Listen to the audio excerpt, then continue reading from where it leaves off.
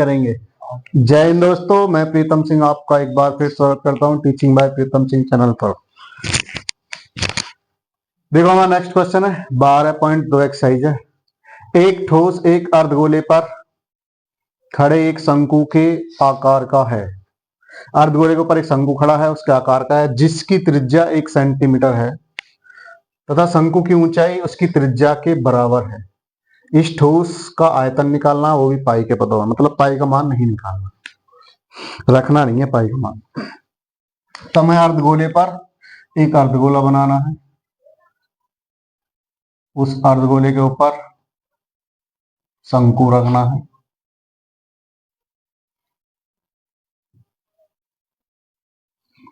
ऐसे शंकु रख देंगे, ठीक है। इसकी त्रिज्या यहां से यहां तक, ये ऊंचाई है। त्रिज्या दे रखी है उसने 1 सेंटीमीटर की त्रिज्या है, 1 सेंटीमीटर त्रिज्या 1 सेंटीमीटर है और शंकु की जो ऊंचाई है वो त्रिज्या के बराबर है, तो ये भी 1 सेंटीमीटर होगी। क्या पूछ रहा है? इसका आयतन पूछ रहा है पूरे का। देखो हम आयतन में क्या करेंगे, शंकु का आयतन लेंगे प्लस अर्धगोले का आयतन, दोनों का जोड़ देना, आंसर आ जाएगा।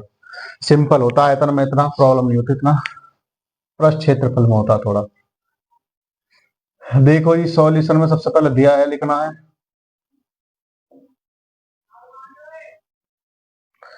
त्रिज्या r बराबर 1 सेंटीमीटर, दोनों की त्रिज्या सेम है। ऊंचाई जो रहेगी है शंकु की है, दूसरे की है जी, वो भी 1 सेंटीमीटर है, क्योंकि यहाँ लिखा है शंकु की ऊंचाई त्रिज्या के बराबर है। तो h भी मिल गई, r भी मिल गया हमें। अब फॉर्मूला लगाएंगे सीधा सीधा हम। यहाँ लिख लेंगे ठोस का आयतन, ठोस का, ठोस ये पूरी है यहां से यहां तक, ठोस ये सारा, ठोस का आयतन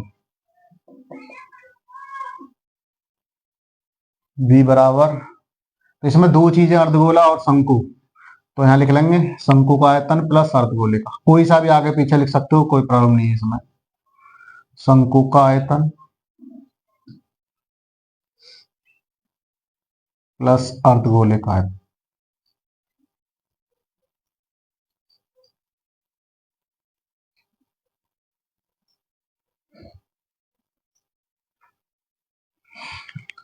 अब देखो शंकु का आयतन का फॉर्मूला आएंगे तो 1/3 पाई आर स्क्वायर एच हो जाएगा, प्लस अर्धगोले का लगाएंगे 2/3 पाई आर के क्यूब हो जाएगा। यहाँ पर एच की और आर की वैल्यू रखनी है, पाई का मान नहीं रखना। 1/3 पाई ऐसे रहेगा, मान रख दो आर का मान 1 है तो 1 स्क्वायर हो जाएगा, एच का भी 1 है, प्लस 2/3 पाई ऐसे रहेगा, आर का मान 1 की घात 3 हो जाएगा। देखो 1 का स्क्वायर 1 रहेगा, 1 1 में गुणा करोगे 1 ही रहेगा, पाई बचेगा यहाँ पर बस पाई/3, इसकी इसमें गुणा हो जाएगी, प्लस इसमें गुणा करोगे 2 पाई/3, क्योंकि 1 की घात 3 1 हो जाएगा, 1 में इसमें गुणा करोगे तो इतना ही रहेगा। दोनों का एलसीएम लोगे तो 3 आ जाएगा, ये ऐसे जोड़ सकते हो, पूरा 1 ये होगा, 2 ये होगा, 2 और 1 3, ये हो जाएगा 3 पाई/3, 3 जब 3 कट जाएगा तो आंसर इसका पाई आएगा, फिर पाई घन सेंटीमीटर क्यूब, ये आंसर है। ठीक है, उम्मीद करता हूँ क्वेश्चन आपको समझ में आएगा। वीडियो अच्छी लगी हो तो लाइक करें, शेयर करें, अगर चैनल पर नए हो चैनल को सब्सक्राइब जरूर करें। नेक्स्ट देखते हैं, एक क्वेश्चन देखेंगे नेक्स्ट। एक इंजीनियरिंग के विद्यार्थी रचेल से एक पतली एल्यूमिनियम की शीट का प्रयोग करते हुए एक मॉडल बनाने को कहा गया है। एक ऐसे बेलन के आकार का है जिसके दोनों सिरों पर 2 शंकु जुड़े हुए हैं। मॉडल का व्यास 3 सेंटीमीटर है और इसकी लंबाई 12 सेंटीमीटर है।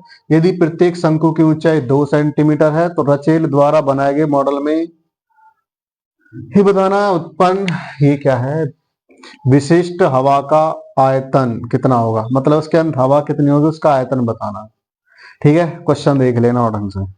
इसमें यह भी लिखा हुआ है, मान लीजिए कि मॉडल आंतरिक और बाहरी व्यास, बाहरी विमाओं लगभग बराबर हैं। आंतरिक और बाहरी जो विमा है वो बराबर है, तो हम ऐसा रॉकेट बनाएंगे, ऐसी रचेल बनाएंगे जो बीच में से तो बेलन होएगी, लेकिन दोनों ओर इसके शंकु लगे होंगे, तो हमें दोनों ओर शंकु लगाने।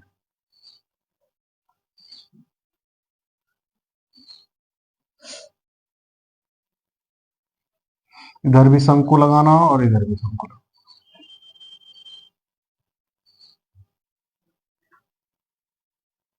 देखो इसका आयतन निकालने के लिए हमें क्या करना होगा, इस शंकु का आयतन, इस बेलन का आयतन और इसका आयतन, तीनों का आयतन जोड़ना होगा। लेकिन ये दोनों सेम है, इनकी त्रिज्या सब कुछ सेम है, तो इन दोनों का आयतन सेम आएगा।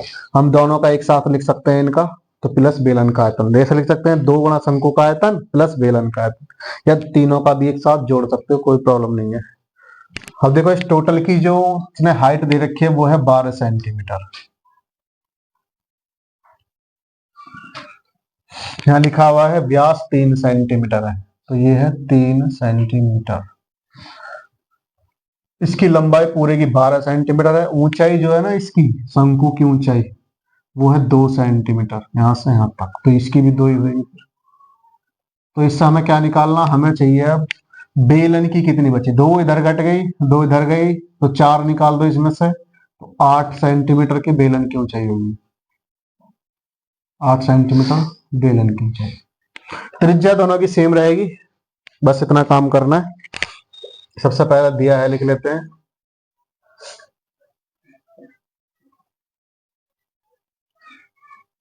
त्रिज्या दोनों की सेम मानेंगे। बेलन की ऊंचाई देख लेते हैं, पहले त्रिज्या लिख लेता हूं मैं। व्यास दे रखा d बराबर 3 सेंटीमीटर। r निकालोगे आधा कर दोगे, r बराबर 3/2, भाग लगाओगे तो 1.5 सेंटीमीटर हो जाएगा। ये हमारे पास त्रिज्या निकलेगी। अब बेलन की ऊंचाई लिखते हैं, बेलन की ऊंचाई, बेलन की ऊंचाई को हम कैपिटल H मानेंगे, ठीक है। देखो 12 में से क्या करना पड़ेगा, 4 माइनस करने पड़ेंगे, जब निकलेगी 8 सेंटीमीटर बेलन की ऊंचाई। और शंकु की ऊंचाई कितनी है, यहाँ लिख लेंगे शंकु की ऊंचाई, इसे स्मॉल h मान लेंगे। दोनों सेम है, 2 सेंटीमीटर है, 2 ही लिखनी है फिर यहाँ स्मॉल h का मान। अब निकालना तो है रचेल का आयतन। रचेल का, या आकृति का नाम रचेल, रचेल का कुल आयतन।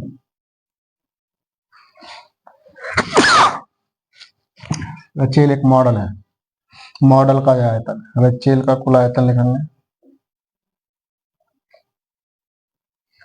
कैसे निकालेंगे, बेल 2 गुणा शंकु का आयतन, 2 शंकु है इसलिए 2 गुणा शंकु का आयतन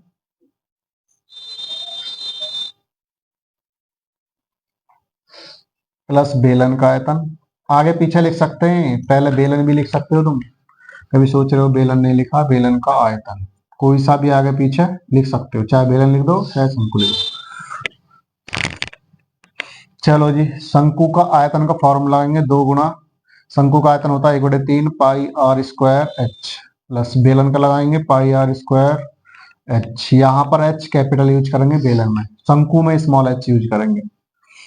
अब देखेंगे कॉमन निकालेंगे, यहाँ से कुछ कॉमन आ जाएगा, एक तो पाई आर स्क्वायर, दोनों कॉमन आ जाएंगे, यहाँ 2 एकम 2 हो जाएगा, तो ये बचेगा 2/3। और यहाँ पर तुम्हारे पास एच बचेगी, प्लस यहाँ कैपिटल एच बचेगा। बस इसको सॉल्व करना। अब पाई का मान रख लेंगे, पाई का मान 22/7 रख लेता हूँ अभी। आर स्क्वायर का मान रखेंगे, स्मॉल आर तो एक ही है 1.5, 2 बार लिखना है 1.5 गुणा 1.5, 2/3। यहाँ स्मॉल एच का मान रखना है, स्मॉल एच का मान 2 है, या 2 लिखना है, प्लस कैपिटल एच का मान 8 लिखना है। इसके बटे में 1 मान के सॉल्व करेंगे सर, यहाँ आ जाएगा 22/7, यहाँ आएगा 1.5 गुणा 1.5, 2 दूनी 4, ये हो जाएगा 4/3 प्लस 8/1। एलसीएम लेकर सॉल्व करते हैं सब। इसको ऐसे उतार लेता हूं अभी मैं, तो यहाँ आएगा 22/7, 1.5 गुणा 1.5। मैं गुणा क्यों नहीं करी, हो सकता है काटूंगा एलसीएम से, इसलिए गुणा नहीं करी अभी तक। एलसीएम 3 आएगा, अब 3 से भाग एक बार, एक के ऊपर गुणा करोगे तो यहाँ 4 ही रहेगा, एक साथ 3 बार 3 के ऊपर गुणा करोगे तो 24 हो जाएगा, यहाँ आएगा 24। इसे रखेंगे ब्रैकेट में, इसे काट सकते हैं, 3 पंजे 15, 0.5 बार कट जाएगा ये हमारा। अब इसकी इसमें गुणा कर सकते हैं, 15 पंजे 75 होते हैं, पहले इसकी कर लेते हैं। 22 पंजे 110 मतलब 11.0 हो जाएगा, गुणा 1.5 बटे में 7 रहेगा, गुणा यहाँ पे कितना होएगा, सॉल्व करेंगे 24 और 4 28 हो जाएगा, और ये 28 ऊपर ही रहेगा, काटेंगे 7 चौक 28 हो जाएगा। अब देखो 11.0 मतलब 11 ही रहेगा, यहाँ पे 0 छोड़ देंगे यहाँ से, इसकी गुणा करेंगे 15 चौका 60 हो जाएगा, 6.0 यहाँ से भी छोड़ देंगे इसको। अब यहाँ दिखाई नहीं देगा तो मैं यहाँ लिख देता हूँ इसे, 0.0 छोड़ देंगे, 11 छिक्का 66 आंसर आ जाएगा, 66 सेंटीमीटर क्यूब आयतन निकालना है, ये फाइनल आंसर होगा।